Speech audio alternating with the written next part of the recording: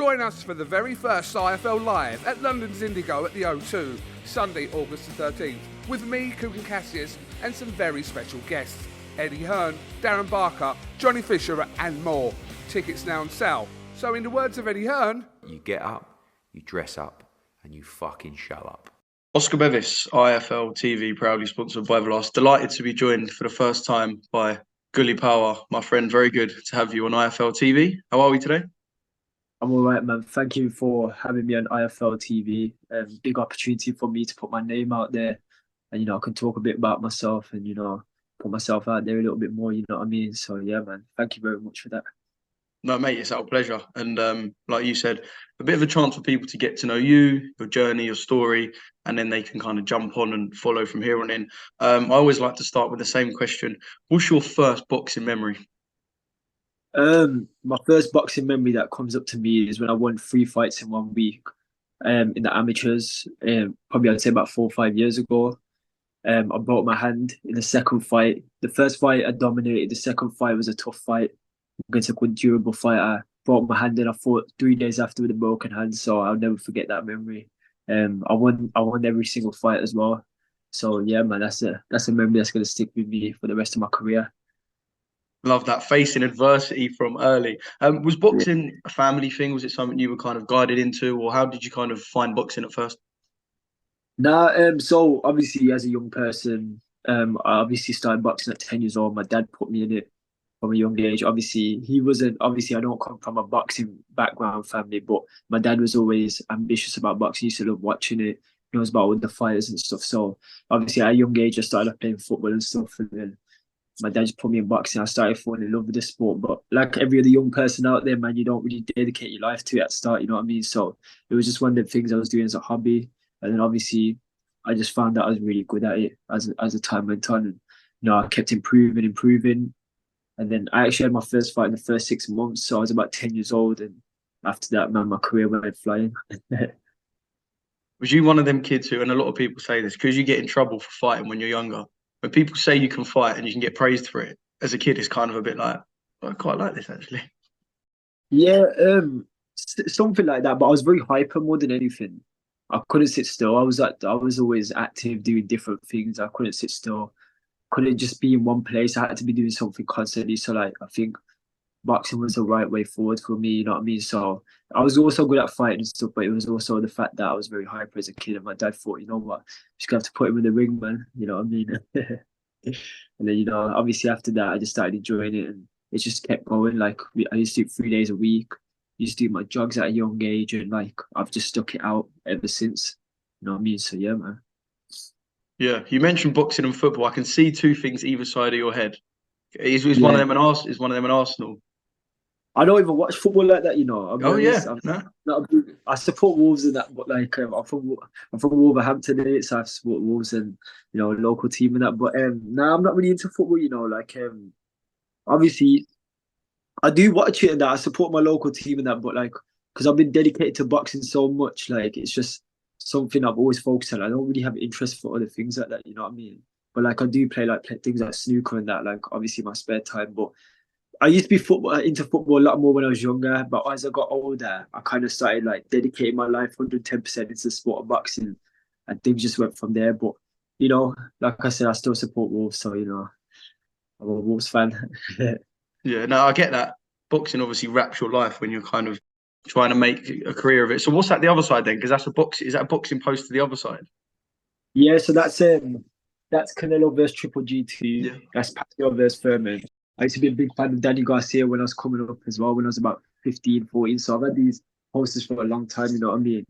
And yeah, I've just always loved boxing. I study it every single day. You know what I mean? I've just always been, I'm like a big fan of fighters, but at the same time, I'm my own fighter as well. But I study every single great champion there is, you know what I mean? And, I look at their training routines, I watch the way they fight.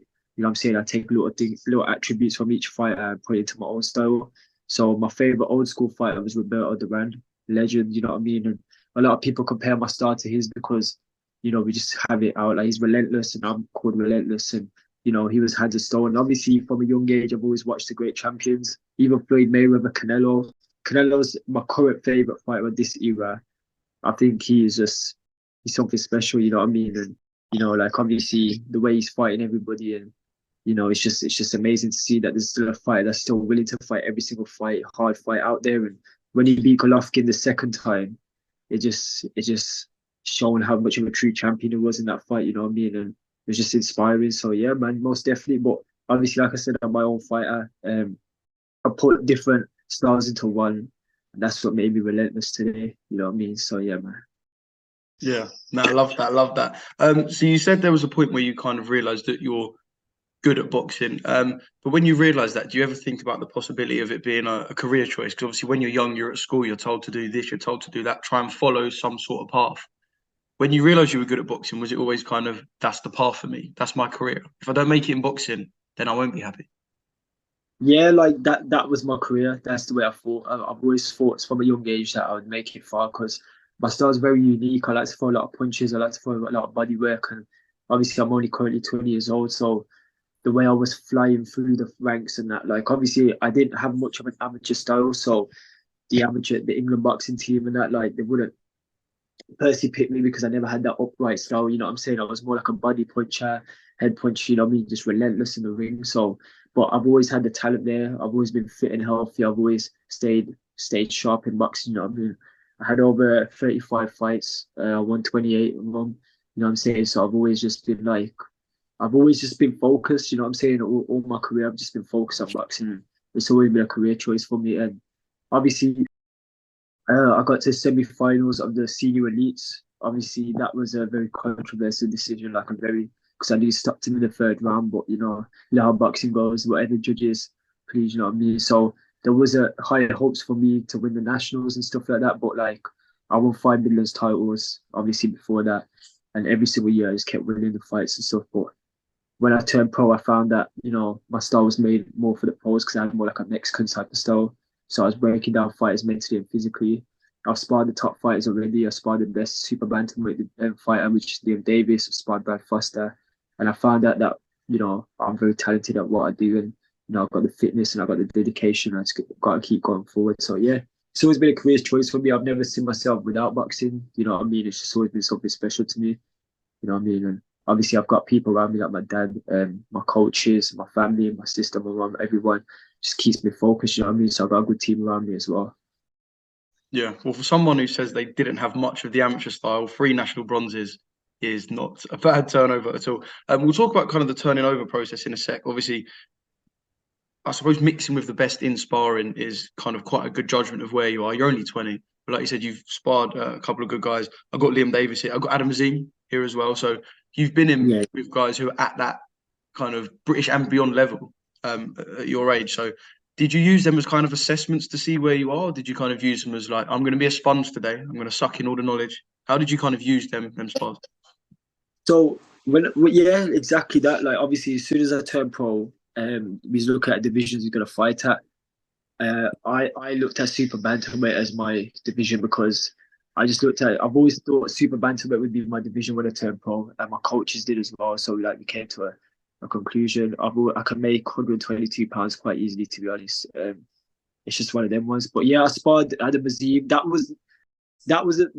when I sparred Adam Azim, it was a last minute thing. So we actually went to the gym because one of the fighters from my gym was going to spar Anthony Fowler at the time, and then obviously they asked if I could spar as well. So I luckily I did bring my stuff, and we did a good couple of rounds. And Adam Azim was probably one of the sharpest sparrings I've ever had, sparring partners I've ever had. And he was just sharp at all times. You know what I mean? It was just I had to think more. You know what I mean? Normally I could break people down physically and mentally. Like I've sparred top fighters and I felt it quite easily. But with him, he was very very sharp, man. So I had to think more. But yeah, we only did a couple of rounds. It's great sparring, great experience. That was just before my last nationals I did before I turned pro. So I actually wasn't even a professional then. And then I sparred Liam Davis as soon as I turned pro. So about a couple of weeks after I actually signed my contract with DCV, and that was great sparring as well. I found out that I'm really good at what I do. You know what I mean? We only did 4 rounds, but in then 4 rounds it was, you know. It's good, man. You know what I mean? I'm not gonna talk too much about it, but yeah, man. I felt like I was doing what I was always capable of doing, and I showed my levels. You know what I'm saying? And everyone was impressed with my performance. So yeah, shout out to Liam Davis. He's a great fighter as well. You know what I mean? He's a #1 guy at super bantamweight. So props to him. But obviously, one day I'll take all them titles in the future. You know what I mean? But yeah, man.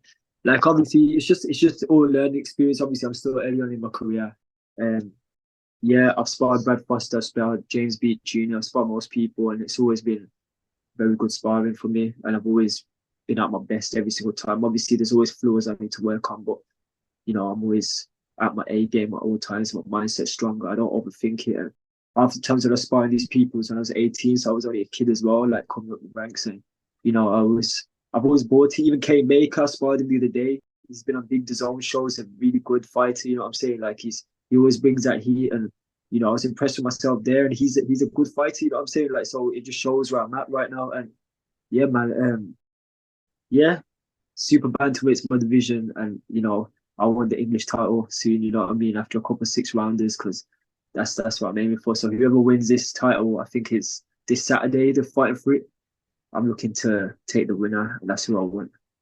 So I'm ready for that. I want to be the youngest to win the titles, man. You know what I mean? I want to have the British, English, all of them at a young age. You know what I mean? Then I want to carry on that. I want to bring that, like that, a bit of that American culture where they fight for a division champion. I want to be that guy that wins featherweight, super bantamweight, super featherweight. That's the type of mentality I've got. You know what I mean? So we'll see how it goes, man. Mate, I'm loving the confidence more than anything else. We'll come on to the titles and kind of that in a sec. I know, obviously, you're 4-0 at the moment. So there's kind of a lot of the early pro stuff that we can talk about. Your debut, October last year. How was a debut for you? Did you get them debut nerves, debut excitement? Because you only get one debut. You're going to have bigger fights. You're going to fight better opposition, but you only get one, so you got to enjoy it. Yeah, man, the debut was it was sick, man. I sold a lot of tickets for that. I sold over 130 tickets, something like that. Sold out of the place, man. It was amazing, and it was one to remember. Because to be fair, we had the drums coming in, but that was also a last minute thing as well. That was 3 days before we planned it, so like these things came fast, so I had to quickly like prepare and stuff. And obviously, normally a fighter doesn't really have to deal with stuff like that, but we did. I had a reasonable opponent, obviously, for my first fight, like any other fighter does. It was amazing, and yeah, man, it was just I just remember it like, and that would never be forgotten, because that moment there was the first career, first fight towards greatness. Do you know what I mean? And that's the way I thought of it. So every fight after that, it's just as important, but you never, like you said, you never forget that first fight. You know what I mean? So I always go back and watch it. Sometimes even like once a week at least, I watch my fights, see where I could improve on and stuff. So yeah, most definitely, man. Like I always remember my debut. It was amazing. You know what I mean? So Yeah. And then fight 2 was before the year was out, and that was knockout #1. Talk to me about that. It's kind of, I guess, a different feeling, knowing you could put someone away, knowing the fight isn't going to the final bell. And probably for you, I guess, like a little bit of reassurance, knowing that, yeah, I'm only young, but I can still make sure that I've got power in there and I can do damage to put people away. yeah, so obviously the second fight, yeah, it was a good fight. Like obviously he came to fight, you know what I mean? The opponent I was fighting is from Ukraine. Good fighter, you know what I'm saying? I've seen him, I've studied him before, I fought him, and he brought it to every single opponent. And what I did to him was completely different. Like what I did to him is I suffocated him into deep waters. I drowned him, you know what I'm saying? I took him in places he's never been. So like from the first round, I constantly just timed him, found the uppercut, and then after that I just kept landing on him. And he kept spitting his gum shield out, so I knew he was hurt. So like that brought more fire into me. And obviously when they spit their gum shield out, there's something wrong there. So like that gave me more energy, because I was taking a breather. Like obviously if he's spitting his gum shield out, it just keeps giving me a breath. So at one point I just landed some big shots on him, and I could just see him flowing out. And I knew I could do the rounds in, because I took him out in the fourth round as well. You know what I'm saying? So like even though I've only done 4 rounds so far, I knew I could take these guys out in the later rounds, which showing that that's my style. More like a breakdown type of fighter, you know what I mean? And that's the way I fight anyway in general. Like I like to break people down from round 1 to whatever round we're fighting at. You know what I'm saying? So once again, obviously, I still haven't got my man strength yet. I'm still developing as a fighter. I'm still growing, but I do think I have the power. You know what I mean? I've brought people down mentally and physically inspiring in the past and stuff. So most definitely, that was a great feeling, because obviously in professional ranks, knockouts is a big thing. It's what people want to see. They want to see entertainment, but at the same time, it's always great to do getting the rounds in as well. So I did it at the right time. I stopped him in the fourth round of a four round fight, so couldn't get anything better. You know what I mean? Put on a show and also stop someone as well. Yeah, and now you're 4-0 with that one stoppage, all 4 rounders. So next for you, which is nearly a week today, next for you, is it a 6 rounder? This is the time we're stepping out once again. Yeah, so I prefer doing more rounds. The only reason why I did the 4 round apprentice was like just to learn on the job, forget the feeling, get used to it. You know what I mean? Understand it's still local, still fighting local in Wolverhampton at the hangar. But you know, I like it. I want to be that guy that comes out of nowhere and shocks the world. You know what I mean? Like comes out of nowhere and defeats these fighters, and it will be my time soon. But like, yeah, I'm doing a 6 rounder, a bit good step up opponent. Obviously, we're just waiting for confirmation. Obviously, you know, but good step with her opponent, and that's what I want. I don't want easy fights. You know what I mean? Like even the last fight, I fought a durable Mexican fighter. That was a good fight. You know what I'm saying? In a 4 round fight, most people would even take a fight like that in the 4 rounds. You know what I'm saying? But I did because I don't want easy fights. I want people that test me as well. You know what I mean? If I can spar the best fighters, then I'm pretty sure I can fight good fighters as well. So like, my mentality is different. I like to. It gives me more of a challenge in my head. Like I'm fighting a better fight, so I'm gonna have to put more of a show on. You know what I mean? And I always perform with this better fighters. So yeah, we move up to 6 rounds with a better opponent. You know what I mean? And I just want to keep stepping it up, and that will lead me to title shots. Yeah, I know you said you want to be that guy who kind of shocks the world, comes out and wins these titles, but there are scouts everywhere, man. These promoters don't miss a trick. Have you let yourself kind of think about the promotional side of things? I know you've got people who deal with that. You're with BCB and they got Errol Johnson and them sort of guys who deal with that stuff, but they ain't gonna miss a trick. If you're impressing these promoters, they got eyes everywhere. Have you allowed yourself to think about your Eddie Hearns, your Frank Warrens, your Ben Shaloms? Yeah, most definitely. Like I haven't stopped thinking about it. That's what you think about it. I think it's every fighter's dream to be on the big platforms and stuff, but I always think of it as my time will soon come, and when it comes, it will be heavy, and like I'm gonna shake the world when it does come, because I think that I've got a very unique style. So anyone that's watching this right now, just watch my fights, you'll see what I mean. I've got a very unique style. I throw a lot of punches.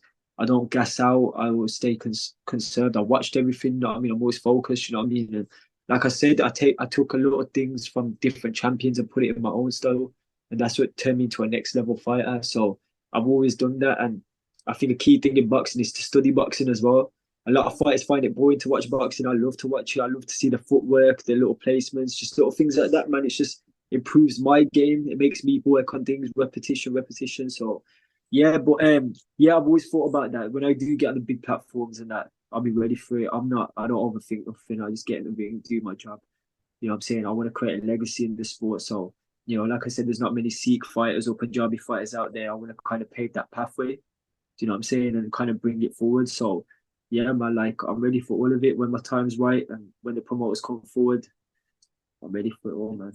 Join us for the very first IFL Live at London's Indigo at the O2, Sunday, August the 13th, with me, Kugan Cassius, and some very special guests. Eddie Hearn, Darren Barker, Johnny Fisher, and more.